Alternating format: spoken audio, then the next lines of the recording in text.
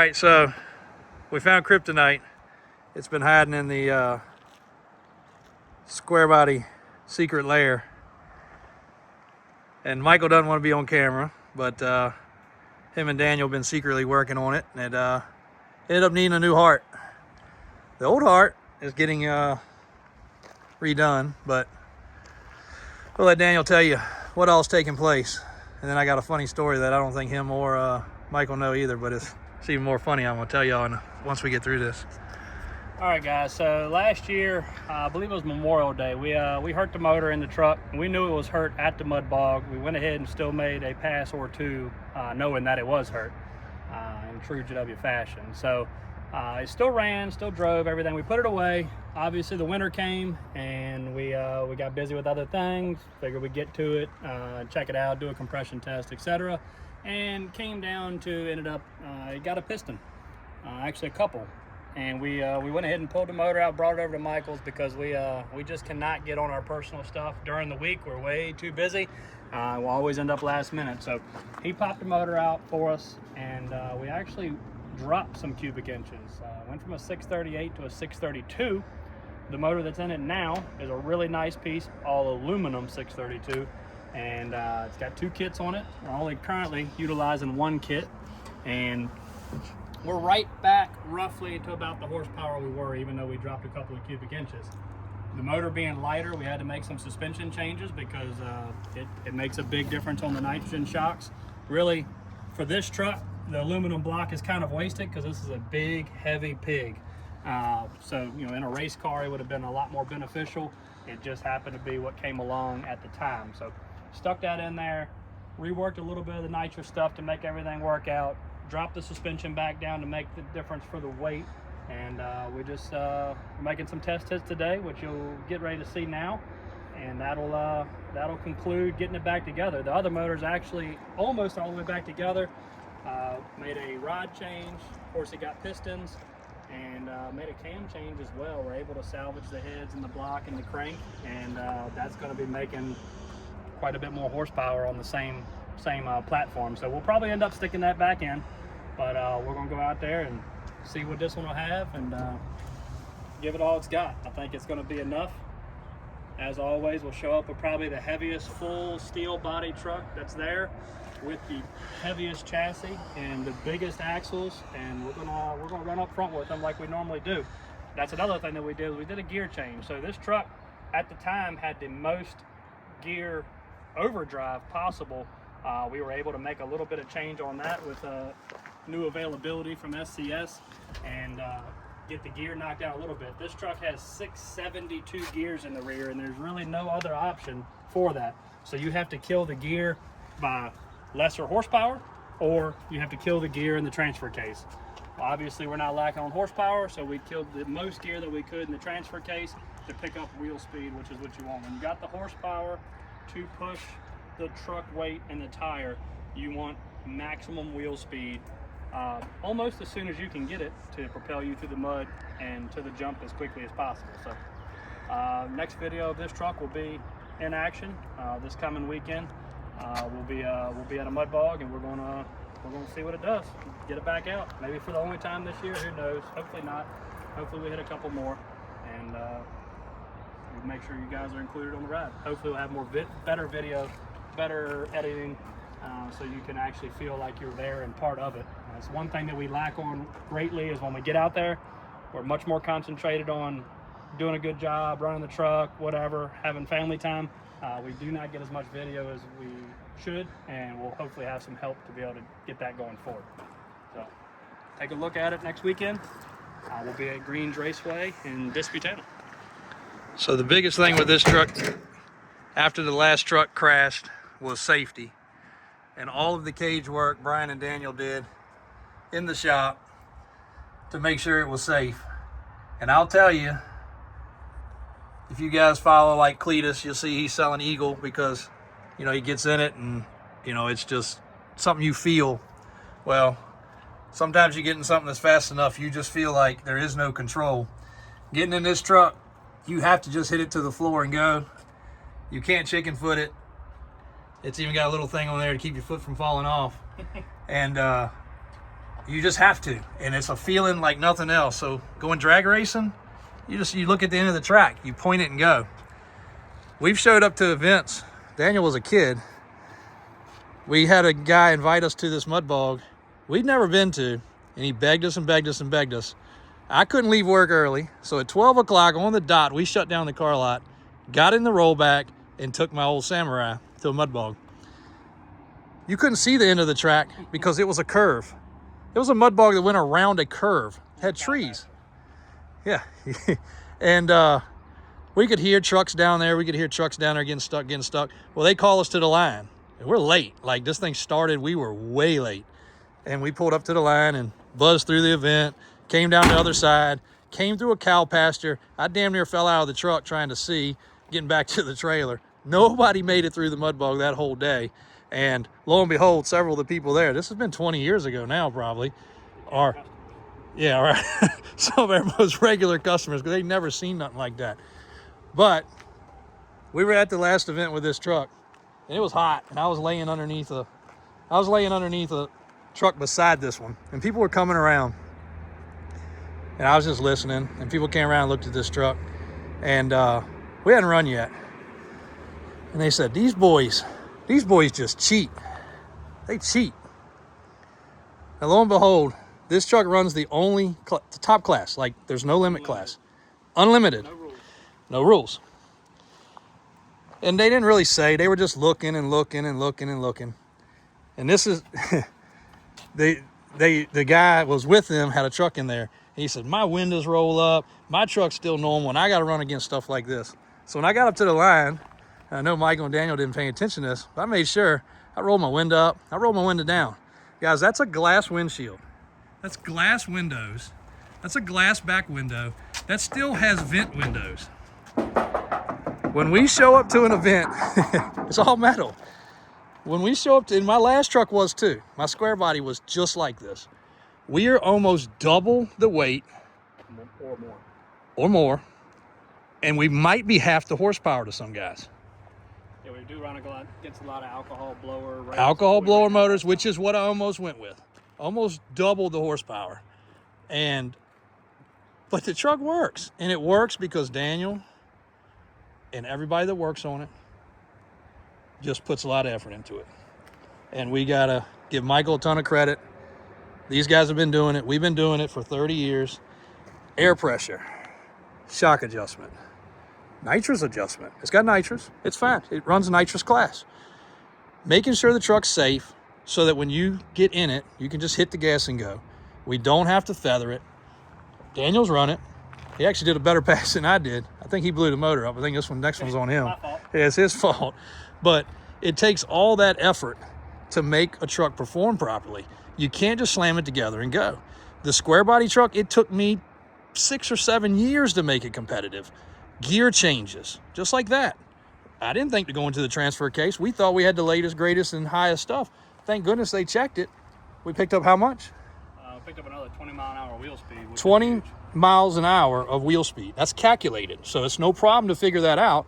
20 extra mile per hour now that these things will be spinning, and it should carry it. Now, we'll be able to tell because this truck typically shifts 1, 2, 3 immediately. Like, I can watch the GoPro inside. Boom, boom, boom. So we'll be able to tell, and we can tweak that a little bit. We ordered and rushed a set of gears here that we actually ended up having in stock. But Michael, it's your turn.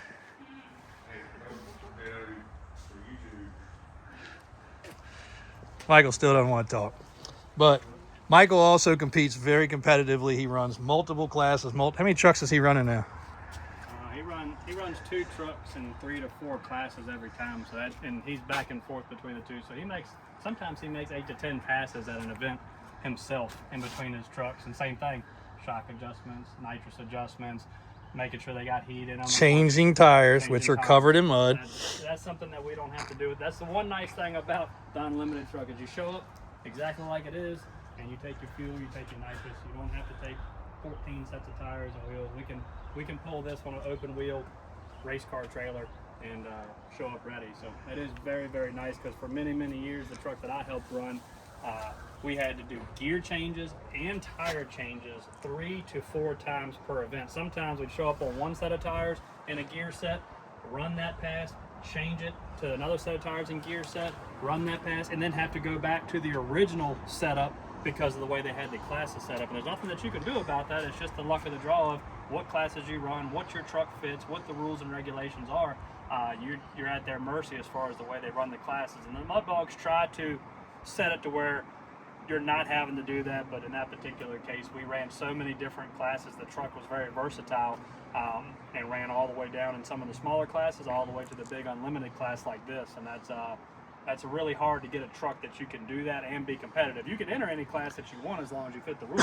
It doesn't mean that you're competitive. Normally, it just means you're donating to the pot of money to run that class. But when you can run a stock block truck in a super stock class and then go out and run unlimited and hang with everybody, that's saying something. So luckily we don't have to worry about any of that with this. We could pile as much as we want to on this. This has a very healthy motor in it. It could have, like JW said, an alcohol blower, which is what we ran against. That's when it blew up or when it got hurt, we were doing a mud sling, which is kind of like a sand drag. It's 200 or 250 foot on some loose, muddy dirt, straight stretch. And I ran against a 2-chassis dragster rail on paddles. So basically go to your local drag strip and pick out the baddest dragster there and bolt paddles on the back of it. That's what we ran against. He weighed, I think they said he weighed like 2,300 pounds. So we triple outweighed him with this truck, and he only outrun us by 0.2 of a second. Yeah, it wasn't much. Very, very close. I mean, while we did not win that race, in my mind, we won it double over because you can't. It's not comparing apples to apples, guys. That's apples to oranges, and I couldn't be any more happy with the way that truck runs. It takes Sundays like this out testing and adjusting, and it also has so that we don't have a bunch of problems. All the panels cover all this, so it is a pain when this truck goes. It is fully encapsulated, yep. So we're not going to have to worry if it hits in the water. It's not going to spit. It's not going to suck water. There's thousands of dollars worth of sheet metal that just cover the motor up, and 20 hours worth of metal work or more just to keep everything covered so that you don't have to worry. So you don't have that motor, which is a small investment in itself, just sucking in dirt, sucking in mud, which it's all closed out right here too. Typically this truck carries the front tire. It typically only gets mud about right here. Yeah. Back. And if it did nose over and it hit a big splash, or if we're first in the pit and it's really wet, it could carry some water, but it usually doesn't. So, and those are cuts for you guys watching that are new to this. So that's a set of regular boggers like you guys see us run on every single truck, you guys think anyway. But those are cut and scoop. There's a tool that actually cuts and scoops this out. These are 44s, and that's a beadlock wheel. So it actually ends up being about a 60-pound difference on a cut like this, where the medium tread, so you got a large tread, you got a medium tread, small tread, medium tread, large tread. So the medium treads are cut out, and then it's actually lightened about a 1/4 inch of rubber there all the way down to the letters on the side of the tire, and then that 1/4 inch is taken off all the way almost to the cords, and then the bogger cleats are actually scooped deeper. This would typically be flat, and this has actually got about a 1/2 to 3/4 inch deep scoop in it. One that lets the tread flex, as you see, which lets it gain maximum traction, and it lightens it up. Horsepower is robbed by rotating weight, whether that be in your crankshaft, your rods, your drive line. You've got a percentage loss from what you make there to what you make here, and that's why a lot of people, they put 1,000, whatever. They go through Summit, they order all these parts. They go, I got a 1,000 horsepower motor. At the wheel, probably only making 600 horsepower. Right, almost half, yeah. So now you have transfer case. We've got 2 drive shafts. There's horsepower loss even with the best of everything. So that's when you make the power there, your biggest robber of horsepower is rotating weight. So big, heavy tractor tires, loose transfer case gears, big, heavy drive shafts, all that stuff's taking it away. So the more weight that you can get off the rotational side of it, the more that power plant will put to the ground. So. Another cool thing, I'll find the picture if I can edit it in here. These are the tires that went through the crash. Yes. And wheels.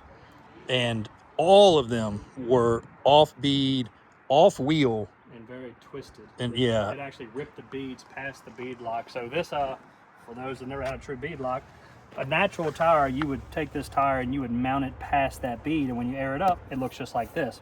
Well, this tire is actually sitting on top of the wheel on a ring, and then this ring bolts to it, and it actually clamps Smashes the it bead together. in between. And what that does is it lets you lower your air pressure and keeps this tire from rotating on the wheel due to the grip and the horsepower. So you see a lot of drag cars that actually have like a white strip on the wheel, on the tire. And what that is so they can actually see the rotation of everything. So some people mark their wheel or whatever. Make sure it's not to make spinning sure the it's tire not on the wheel. spinning the Right. tire on the wheel. Obviously in drag racing, you got a lot more traction Before than we get to get. bead locks, they used to screw through the wheel through the Wheel bead. screws. Yep. We still sell them every day. So you actually drill your wheel and run a lag screw, basically lag bolt through the bead of the tire. And of course that does create some leaks and everything over time, but that's a way to adhere the wheel to the tire to keep it from rotating the tire due to traction and horsepower. So And I'm not going to show the crash video because weirdly enough, YouTube will take the video down, and it has every time. So I don't know why.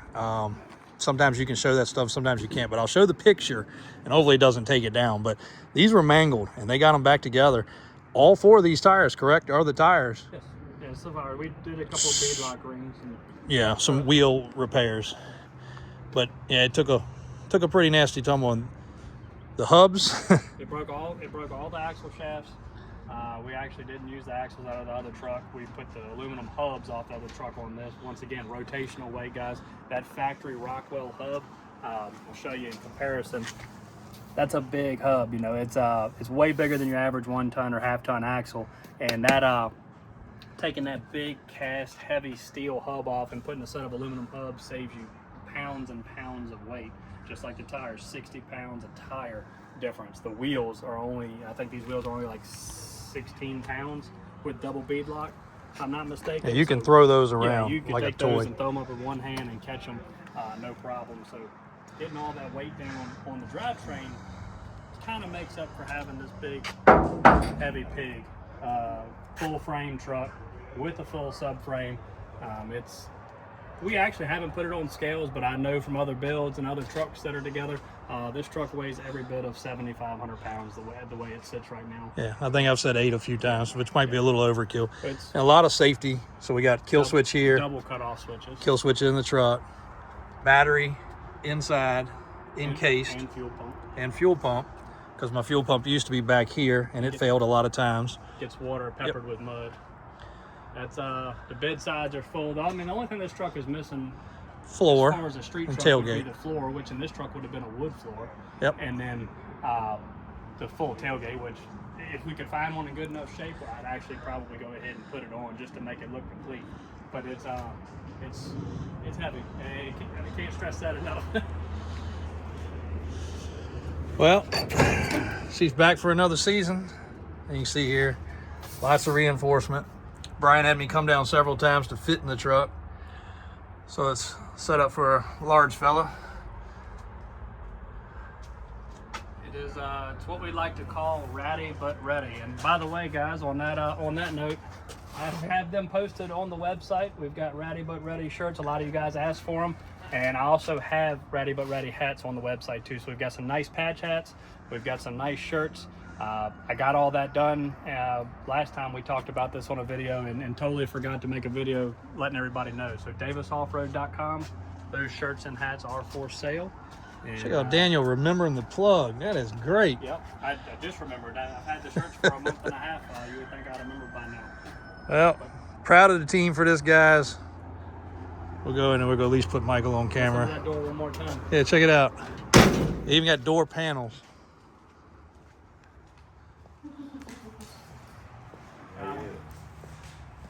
You're not peeing over there, are you?